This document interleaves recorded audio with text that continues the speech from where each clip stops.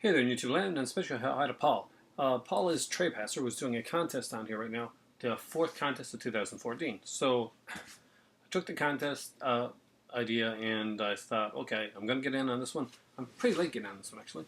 Hopefully I'm still able to. Now, I'm putting a modern spin on it, which I'll get to at the end. But the first thing Trepacer asked, and if you haven't checked out his channel, check it out. I will leave the link in the description box down below, as always. Now, he said, name your three worst movies of all time, and the first two came to me like that. I watched them recently. I sat through them painfully, and oh my god, yes. The third one took a little bit of painful recollection, but when I remembered it, the pain came back. So thank you for making me relive that pain. But apparently, I would relive for 24 hours if I get the wrong one or the right one. My three worst movies of all time. Number, no particular order, I guess. Well, here we go. Rob Zombie's Halloween. I thought it was watchable. I thought I could enjoy it for its badness. I thought I could enjoy it for Sherry Moon Zombie, who I have a cinematic crush on. I'm not going to lie there. I thought wrong. Good Lord, did I think wrong. Recently, for the 31 Days of Horror, that I've been doing, 30 Days Halloween, I've been watching a horror movie every night. Most of the time I get to put reviews on for them. Sometimes I don't, and I do 2 or 3 in a day type of thing. So, one weekend my kids were over, and we decided, I just got an Halloween box set, we were going to go for it.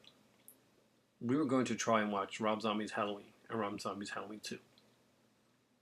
I bet you're never going to guess what the second one in the worst movie I've ever seen is. So we got into watching Rob Zombie's Halloween, and I'm getting in. I'm thinking maybe this isn't as bad as I thought. And it's the unrated cut. None of the actors are, and it's not the actors. None of the characters in this movie are likable. Really, they're not. They're not likable. Even Loomis, who's, I guess he's kind of like, he's semi-likable, but man, really, you don't really care. Like, Donald Pleasance came on and just walked into the role and bam. But he had a great director behind him. Not that I'm saying Rob Zombie's a bad director. This isn't his forte. Good Lord, I took so many breaks to get tea. I had so much caffeine that night. Thank God I did, because I had to sit through the second one. We're going to get to that. Anyway, Rob Zombie's Halloween.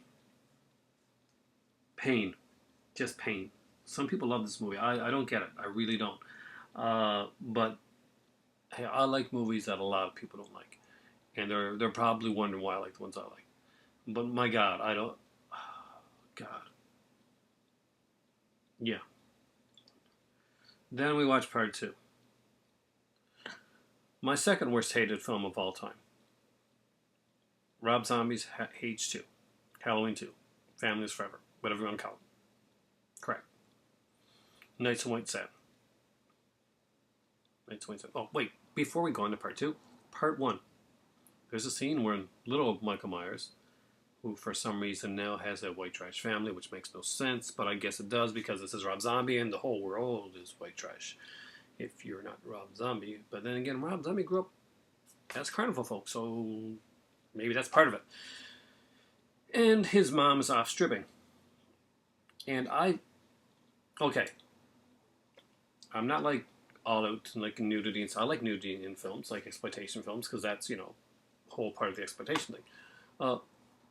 If Sherry Moon Zombie, who has been naked in Rob Zombie movies before, is playing a stripper in a movie, and she's dancing at a strip club, how come the only time that it actually makes sense for her to be naked in a film, she's suddenly not?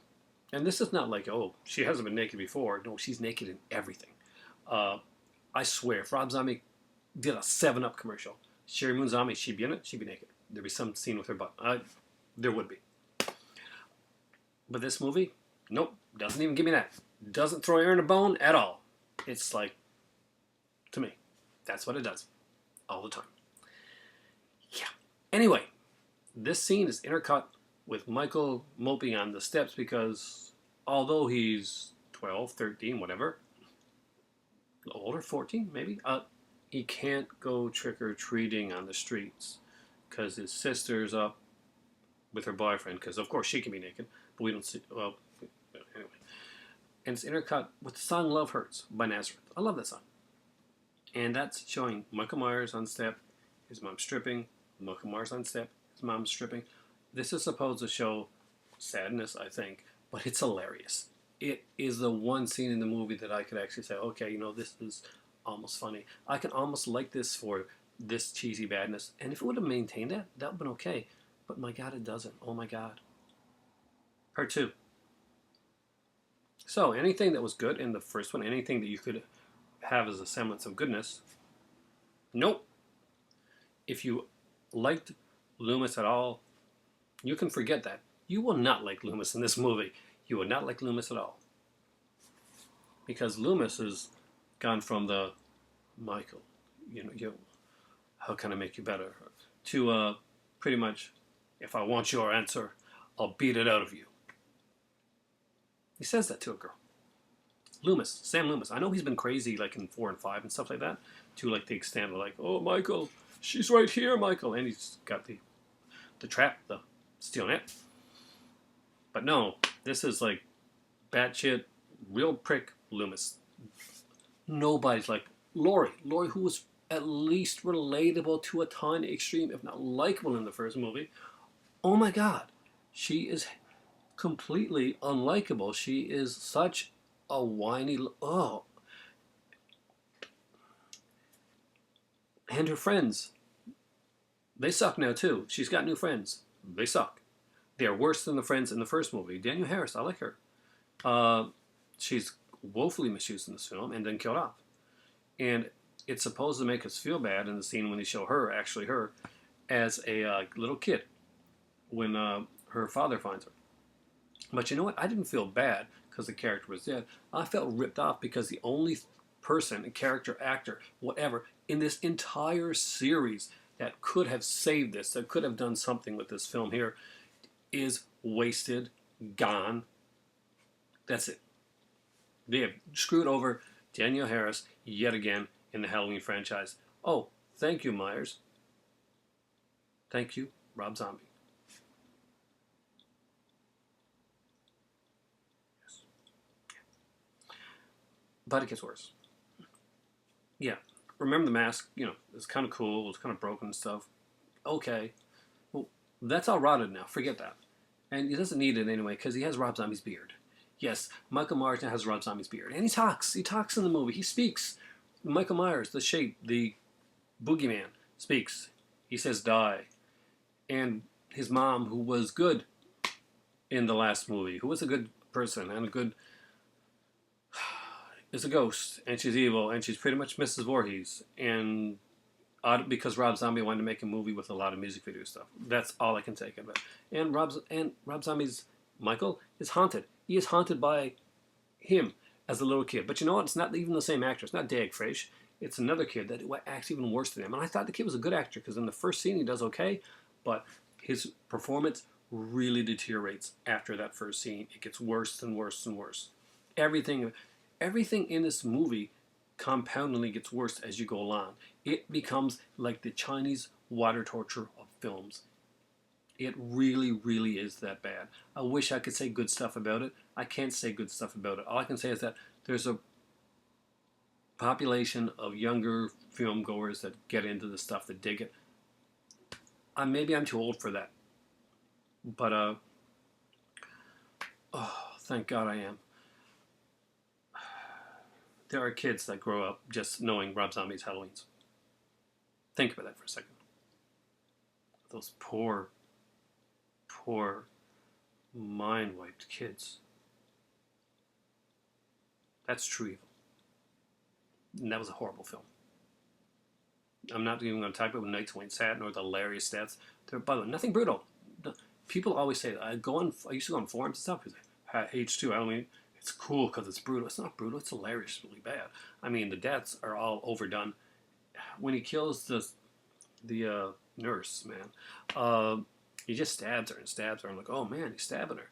And like, he's still stabbing her. I'm like, okay, you want to give up stabbing her now?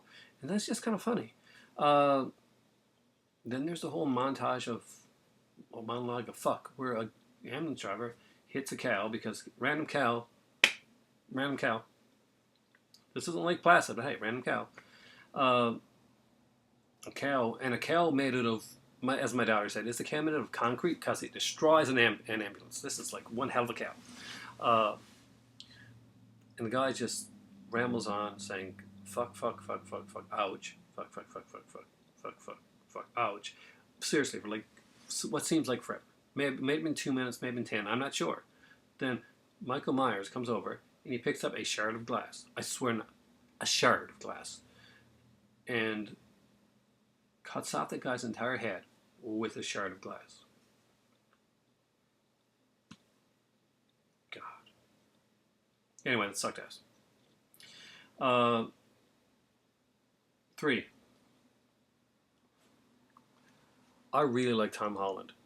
He's been a really great director and writer. He made some of my favorite films. He made Child's Play. He made Fright Night. He wrote Psycho 2, among others. But Tom Holland, for one, should never be in front of the camera. I don't know, maybe that even these Hatchet 3 scenes were, but it gets, Tom Holland made a series, kind of, I don't know if it's a web series or something, but he made it and it was put all together for a movie. That's like kind of a feature release. I didn't even know about it until I got the DVD, the Blu-ray, whatever. Thank God I don't own it now. Anyway, it's over 2 hours long. It's called Tom Holland's Twisted Tales. And as much as I hate watching the Rob Zombie films, and as much as I love anthologies, good Lord Christ, this is one horrible, horrible film. It has some really good actors, really, really badly, badly done. Really badly done. I mean, Ray Wise is in this film. I think is it Stacy Keach or somebody like that. It's a blur, a haze. Whenever I think about the movie, my eyes gloss over. It's really that bad. Oh my God, it's really stupid. I mean, like, and Tom Holland, he's the crypt keeper type guy too. But instead of being creepy or like mysterious or anything like that, it's pretty much him, and he's standing up, you know, or sitting down just like me, and he's like, "Hey, there's this magician who's got a mirror, and it does really, really nasty stuff. Let's watch." Yeah, that's the introduction. You know what story is about? So the magician's got a mirror, it's nasty stuff, pretty much, and that's all you could have seen the introduction and not watched the movie. Actually, if you ever watch this movie, just watch all the introductions. You don't even have to watch the film because the stories are that god-awful. It doesn't matter who's acting in them. Poor bastards. They must have owed Tom Holland some money or something like that. It's the only reason I can think of that. And you know what? I'm going to go even farther. I'm going to give you a non-horror related movie, a really bad one. I'm going to give you a 4th. A movie that's so bad that... and yet, it had a million great actors in it. And you're going to know it as soon as when I say that. Say these words. Balls for a chin. Yes, I'm sure this was a shining point in Hugh Jackman's career. Movie 43. What the fuck? Movie 43 is one of the worst things I've ever seen. It's definitely the worst comedy I've ever seen. If we were going to call it a comedy, and it's supposed to be a comedy, there's nothing funny in it. I wish I could say I liked something in it. I didn't. I like seeing Kristen Bell in a Wonder Woman outfit. That's it. That was a really bad movie. I hated it. I don't even like talking about the movie. It's really horrible. I was doing this video. I was going to go with 3 horror and just skip that, but I'm going to go the extra mile. Go the extra step. Go that one step farther. To give you 4. Now, torch or marathon. So you said get a 5x7 piece of paper, or and just like kind of do it like that.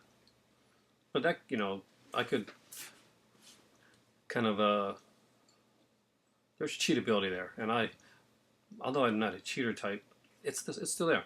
So what I did, I took my iPad Air, which I love, by the way, recommend it, and I went to, okay, you gotta be able to see this, guys, random.org, and I'm gonna move this in a way so that you guys can see, which isn't like this. Well, here we go. And I wrote down Torch Marathon 5 times. So right now, right on the screen, with everybody watching, I'm going to hit the randomize button, and whatever's on top is what goes. Good Lord Jesus. Okay, apparently I'm going to marathon 24 hours of those movies.